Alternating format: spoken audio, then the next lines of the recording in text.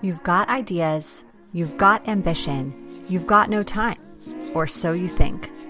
I'm Marissa Lonick, and I help busy moms with big dreams and no time. Join me each week as I dive into time management strategies, goal setting and achieving framework, and inspiring guests who are juggling mom life, work life, fill in the blank life. Dreams don't work unless you do, and just because you're a mom doesn't mean you can't still make it happen, whatever it means to you. Welcome to the Mama Work It podcast.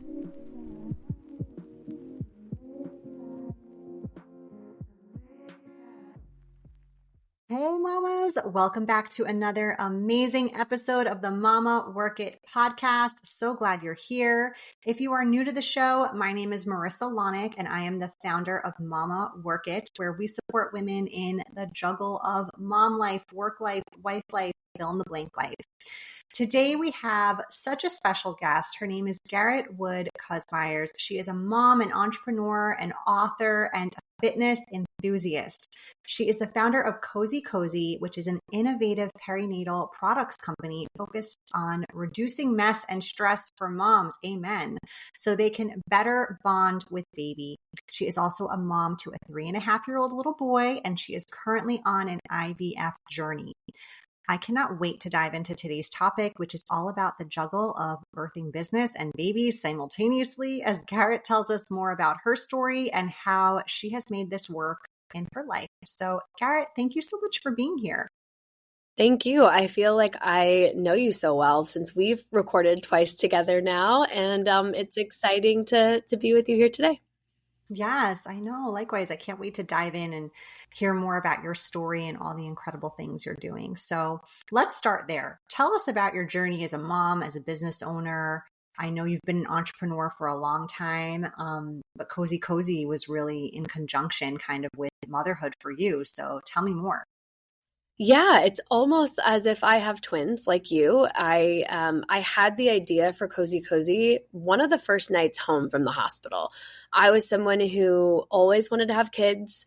The second I got engaged, I was counting down to the wedding and to pregnancy. And when COVID moved our wedding, like we realized we were going to have to push it back at least a year, I said, if our wedding is canceled, I want a puppy or a baby. And my husband got me a stuffed animal, and I was like, that does not count. So we tried once, and I was pregnant, and it was the most, literally first try, easy pregnancy, had a very traumatic birth though. And so went into the hospital for an induction on a Monday, did not leave the hospital until the next Sunday. I had given birth on Thursday. So 4 days in labor, 4 days of no sleep, like not a wink of sleep. And then I got home and my milk came in and I was leaking everywhere. I was leaking so bad that I was sleeping on a towel because after 2 days in a row of changing my sheets, I was like, this is too much work. I have a baby. My mom was there to help, but like even with my mom and my husband on paternity leave, too much laundry. And so I said, God, I was changing diapers. Like, I want a diaper for my boobs. Like the pads, everyone says put pads in your bra, but my bras were too tight. And so I tried to put the pads in a cami, but the cami was like leaving red marks. It was just chaos. And so I sat on the idea to invent the world's first absorbent disposable bra for about 18 months. And as soon as our wedding was over and the haze of postpartum was lifted, I filed an LLC. I called my college roommate, and she at the time wasn't a mom. She was trying to get pregnant actually. And I was like, this is a crazy idea and you may not relate at all, but you're really smart. We ran our sorority together. I was like, can you? And I had heard that she wasn't loving her job. I was like, do you want to like try this crazy idea with me? And her brother's an entrepreneur, her twin brother. And so she was like, yeah, let's try it. And she ended up getting pregnant early on, but gave birth at 24 weeks. So we have been building kozekoze with her in the NICU for 237 days. And then our head of marketing is also a friend from college who, in the course of kozekoze and building kozekoze, she has had 2 miscarriages and 1 stillbirth and her second baby. And so we are just all, and now I'm on an infertility journey. So it's been this kismet and karmic journey to birthing these products. And we're all just so in the throes of motherhood that we so relate to trying to do what we can to reduce mess and stress for moms. Oh my gosh, I love that. Amen to that. I think the less mess and stress you can feel when you're in that postpartum phase, it is such a gift to be able to Mm. give the community. So thank you for doing what you do. And I loved hearing that story and how this all came to be.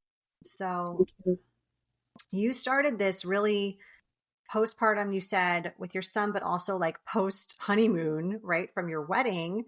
Such an incredible accomplishment, like stepping into a new season, not only of motherhood, but now of marriage, and then throw entrepreneurship on top of it. What are the sacrifices that you feel like have come up in starting a business when you are postpartum, when you are newlywed, like when you're kind of new at all these other things as well? I think it's sort of at first just trying to get, and in any business idea or entrepreneurial leap, your number one job as the founder is to get other people to buy into your idea. And I didn't have any trouble getting my husband to buy into the idea for the product because he had a front row seat to like me leaking, like we had milk trails through our house, like because I wasn't wearing a bra, I was just wearing a sweatshirt to hope that that would like absorb the milk. And so he didn't have any issues with me trying it. And since we've been together, I've launched a podcast, I published a book, I had various coaching endeavors. And so he kind of just understood that that's the way that I am. But he thought I was going to invent it like in our basement by myself and just sell like one at a time until it grew. And I was like, absolutely not. Like we are sourcing this, we are making this be able to be manufactured at scale to sell to Target because that's where moms shop. Like I had this grandiose vision that everything I was doing, he's like, yeah, but why are you doing that? You don't have a product yet. I'm like, well, we have to lay the tracks that when the product's done, this has to happen. So I think the sacrifices were, once I was kind of through the haze, like I said, of postpartum, I started waking up at 5, which I learned the hard way. I need more sleep. I used to teach 5 a.m. berries classes, and I thought I could kind of go back to my 20-year-old self's energy, and that just didn't work. By the end of 2023, I was burnt out. But besides sacrificing sleep, I think it's been more about he didn't understand how much of myself I was going to give. So it was almost so we started trying to conceive about 6 months before I started kozekoze. My son was 10 months old. And for 6 months, we're like, that's weird. We got pregnant first try. And then I was kind of bored, not bored, but I had like online coaching clients. It was easy. And I was like, well, I'm not pregnant. Coaching's fine. I'm going to do this. And so we just both had different understandings of how much was going to go into it. And really what in hindsight we say is like, I got pregnant with a company.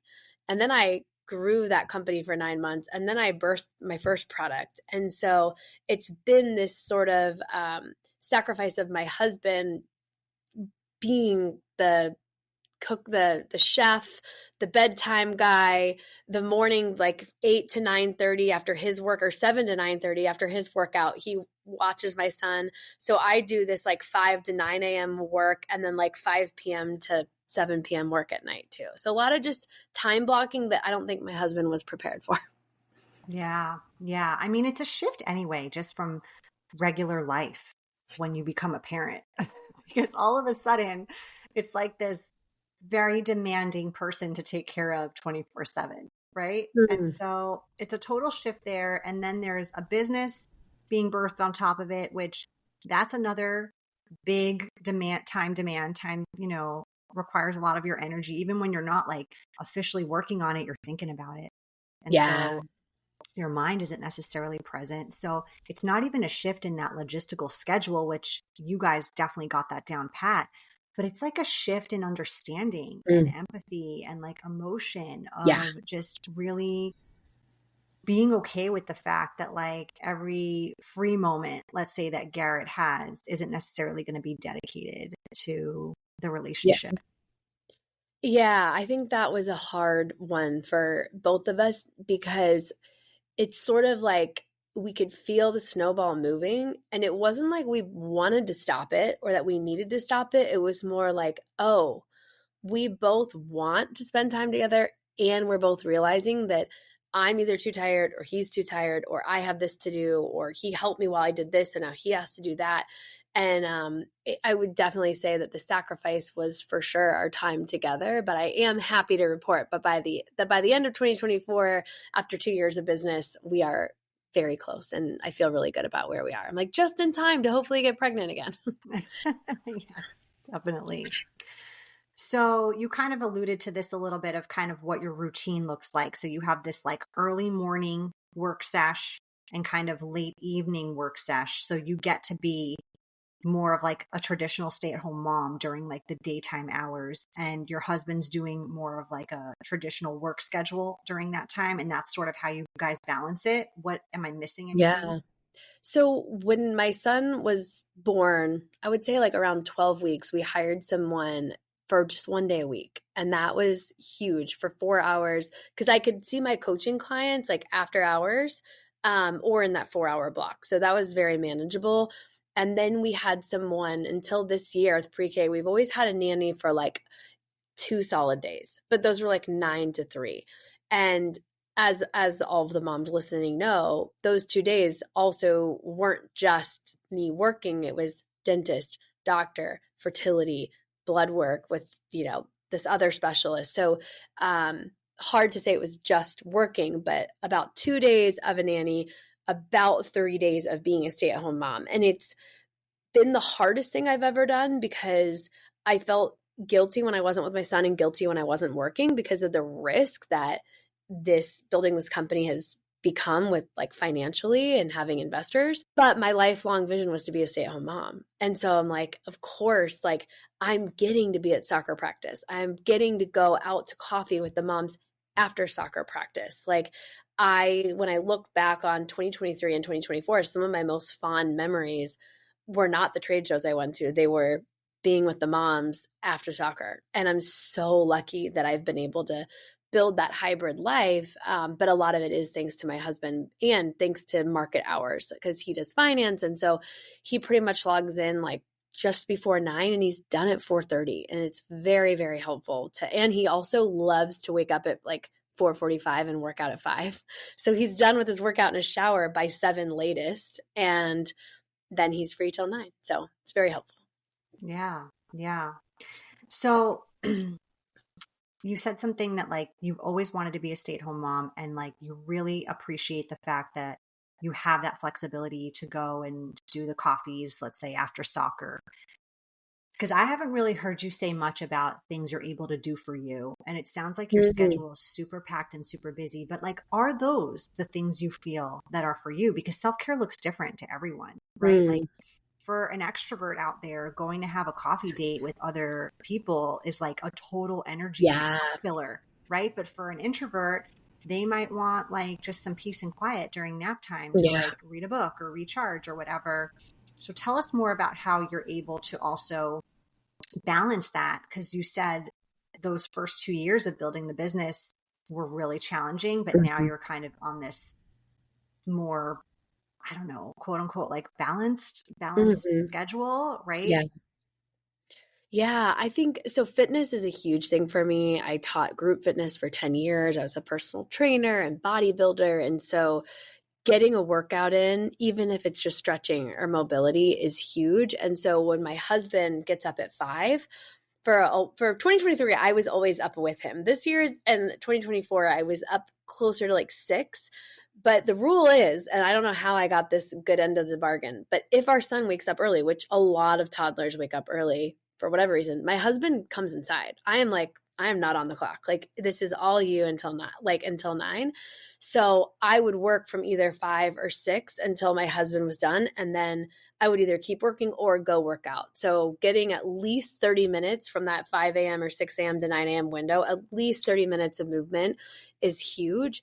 And then being an extrovert, getting coffee, audioing a friend, calling a friend, going on a walk and talking to a friend, like that for me fills me up. Like if my moon is like in my 11th house, like if I am not social, I am not happy. Like I don't know who I am without my friendships. And so that is life-giving. And recently I started going to Pilates, like outside of the house. We have like a full garage gym because we both were fitness people. So we don't need a trainer, but I've been really loving getting out of the house. That's been a new thing. That was a new thing at the end of 2024. I was going to a group fitness place. It was very strange not being the teacher for a while, but now I love not being the teacher. I am so happy about it. Like I started having dreams actually when I first started going that I was there and they were like, you're teaching. What are you doing? Like, you're not supposed to be taking class. And now I'm over that trauma from too many group fitness teaching sessions, but I'm loving that. And my husband also, right when we met, I was like joking, like we have to have a beauty budget. And so whether it's getting my hair and nails done, he's always on board for that. And now my son, like he's fascinated by colors and nails. So he will actually ask to go with me to watch them do my nails. He loves it. So we were at the nail place together on Friday. Yeah. I've definitely painted my toddlers' nails before and toenails. They love it. They think it's so interesting. Yeah. Like the colors and they're into coloring. Yeah. It's cool. Yeah. Yeah. Got it. Yeah. And I think that there's so much power in just knowing what fills your cup, right? So like you're so clear on the fact that like, okay, I'm a social person. I'm a social butterfly. Like if I don't have that, I know I'm not going to feel good. I know I'm not going to be able to give this level of energy to mothering, to building the business, to whatever it is. Mm-hmm. So, yeah. So nonetheless, you've got a routine down, a system down, but these are two really big jobs. Like managing babies, managing business, it can be very energy depleting, especially when you're doing both. Yeah. But is there, do you think, a silver lining to running a business when you have a baby or like a very young child versus when like I hear a lot of moms say, oh, when they start school, that's when I'll be able to like dedicate time to, starting my Etsy shop or doing this. Like you're doing it in a season where your son's home a lot yet. Yeah. Like he's not yet in full-time school and things like that. So tell me a little bit about that. Yeah, I think to be like a little bit etheric or spiritual or talk about the energetics, I've had a spiritual or like life coach type guide in my life since 2020. And part of working with her was really learning the chakra system and understanding that. And when you think about physically growing a human, your sacral chakra is like literally on fire. Like it is doing the most. And you see a lot of women get pregnant and become very inspired or have this like life-changing aha or new direction that they want to take in life. And it's true energetics of what's happening with your sacral chakra. And I'm such an example of that. I have this baby and then boom, it's downloaded. This is the company. The name's kozekoze. These are the colors. This is what we're doing.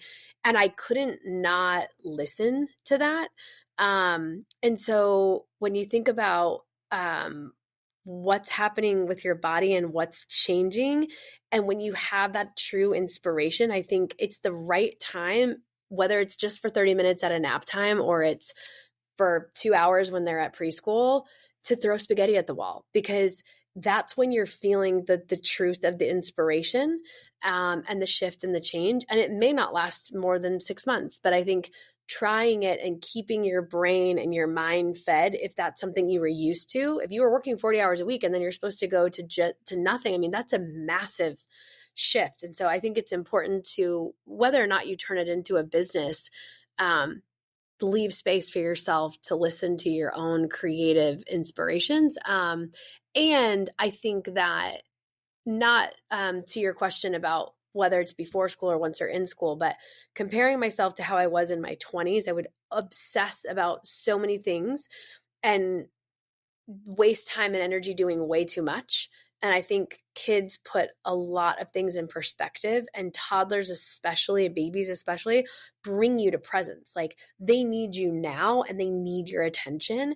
And so I think it helps you balance yourself. I mean, I'm not perfect at this. I did burn out in 2023, but they really help you balance. Like, for instance, I wasn't sitting on the grass at the park in my 20s.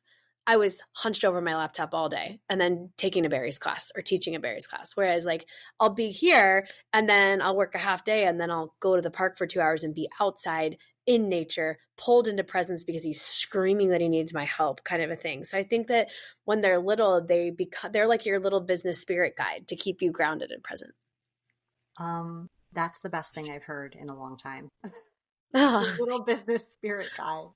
That's amazing. Yeah. Yeah. it's so And true. they're very convicting. Like my youngest son's 5, and the other day, guilty as charged, was in a total like multitasking moment, doing something that probably could have waited, but like just wanted to get it out of my head and write the email or whatever it is. And he's standing next to me and he's like, Mom, I'm talking to you. Get off the phone. And like, Yeah, yeah, you're right. I shouldn't be looking at this screen right now. Like, I should totally be listening to what you're saying. So, they get so, yeah, when they can talk and explain that to you, you're like, oh my gosh, you're so right. yeah, They bring yeah, you right here, right now. totally. Yeah. All right. Well, we are at that point in our show where we are going to shift over to our lightning round, where I'm going to ask Ooh, you just fun, random, personal questions. Are you ready? love. Sure. All right. Let's go. Well, we already know you're an extrovert, so I won't ask you that. But let's see. If you could go on vacation tomorrow anywhere in the world, where would it be and why? New Zealand.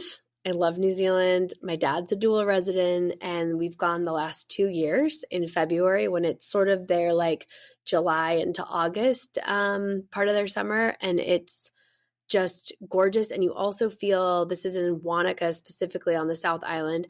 You feel like you go back in time like 20 to 50 years. Like people are really friendly, the community's really connected, everything's laid back.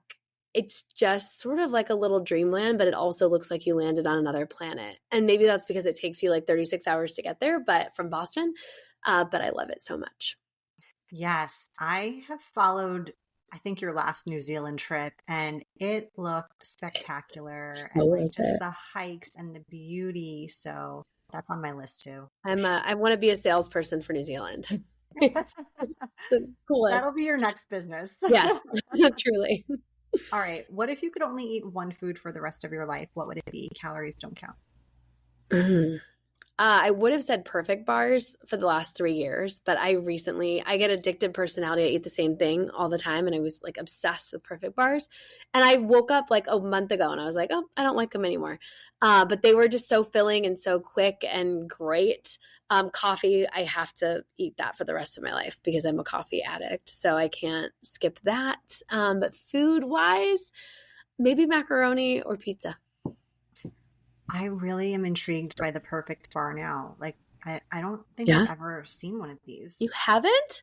No. They I found them at Starbucks. This is years ago, and I was like, wow, this seems like really like wholesome. Like there's nothing in here, no artificial sweeteners. It's like honey and but I was like, oh, this is like almost 400 calories. Like this is like and at the time I was still like bodybuilding and powerlifting and I was like, I don't know if I should eat a whole thing. But then when I was pregnant and I truly, for the first time in my life, felt like calories really didn't count, I was so obsessed and I ate one every day. And then postpartum, I was even more hungry, ate one every day.